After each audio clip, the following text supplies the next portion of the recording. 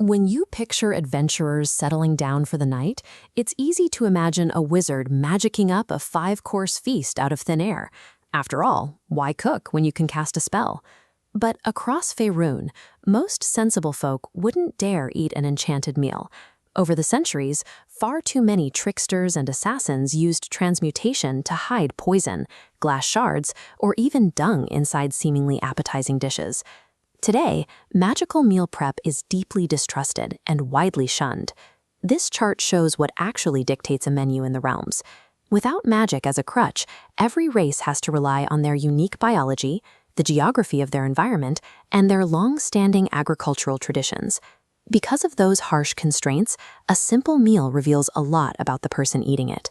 What sits on the plate acts as a cultural fingerprint, tracing back to an eater's race, their chosen religion, and exactly where they grew up. In Faerun, "You are what you eat" is a guide to the specific physiological and cultural boundaries of each race. Humans culturally and numerically dominate the civilized surface, and their diet relies on heavy agriculture. They subsist on harvested grains, meat marinated cheaply in stale beer and garlic, and the dozens of savory hand foods sold in crowded trading cities. Human cuisine is intensely regional. In the inner sea port of Tantris, the everyday evening meal is a peppery meat pie called a baranth.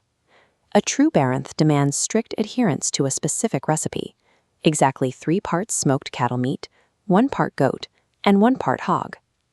Tantran tradition strictly dictates the menu, keeping fish off the plate even when the docks are overflowing with fresh catch. Halflings, on the other hand, build their communities around comfort and permanence. While human travelers might rely on hard travel sausage, a typical halfling home keeps 2 separate stews simmering on the hearth all winter long, prioritizing soft cheeses and rich broths. This chart shows the stark difference in sensory preferences. Humans enjoy sharp peaks of strong spices and heavy salt. Halflings hate strong peppers, preferring a gentle melding of herbs and a chewy consistency most humans would reject. You can see this agricultural mastery in the halfling settlement of Corm Orp. Their local herds of goats and sheep produce orthan, a soft, buttery yellow cheese with a distinctively thin rind that rarely leaves the region. For humans and halflings alike, the hearth is the social hub. Agriculture and culinary traditions are the primary tools they use to build their communities and establish commercial presence over the land. Elves take a completely different approach, largely rejecting heavy human agriculture. Their everyday fare is grounded in wild foraging. They gather raw brown forest radishes, harvest wild vine shoots, and simmer cold woodland soups from seasoned barks and specific leaves. Their diet is strictly bound by natural philosophy. Most elves are completely revolted by the idea of eating owls, viewing them as possessing intelligent souls. Dining on any bird of prey is believed to bring immediate misfortune upon the eater and their kin. When they do travel, they rely on merith, pastries packed with a spiced mash of vegetables. To keep them from rotting on long journeys, elves wrap these cold rations in heavy, oily, waterproof broadleaves called rallow. Whether eating raw cress or brewing a spruce bark quaff, the elven diet is a physical manifestation of their philosophy, maintaining harmony with the forest, prioritizing preservation over consumption. Drop beneath the surface into the lightless Underdark, and the rules of survival reach their most extreme forms. Dwarves are legendary for their iron stomachs. Their daily fill-belly diet consists of roasts cooked so dry a human would choke on them. Down in the mines, they lick raw rock salt from the cavern walls, consuming quantities that would be physically harmful to almost any other race. But they also have a guilty secret. Dwarves consider live cave worms to be a highly addictive candy. In dwarf-only alehouses, bowls of these writhing worms are set out freely on the tables. If the tavern keeper wants patrons to leave, they don't say a word, they just collect the bowls.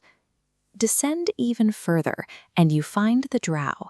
Living entirely without sunlight, their sustenance is drawn from stewed lichens, subterranean pack lizards, and their highly valued fungus-based green wine. This schematic shows how green wine is distilled. It requires boiling wok fungus called orblorin with crushed scaly scabs of marled fungus. The resulting distillate is captured in a metal hood and bowl apparatus, and then it has to be chilled in dark subterranean streams for 40 days before it is drinkable. Yet, even in this harsh environment where food is scarce, the drow maintain absolute religious discipline. Out of total devotion to the spider queen, Lolth, her worshippers will never consume an arachnid. In the lightless depths, biology and belief converge, turning once harmful levels of salt or toxic fungi into essential staples of life. Back on the surface, in massive trading hubs like Baldur's Gate, these isolated racial cuisines finally collide.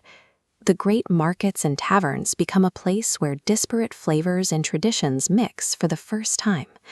Take the famous Harbreeze Bakery, a cherished neighborhood institution known for whimsically painted cinnamon cookies.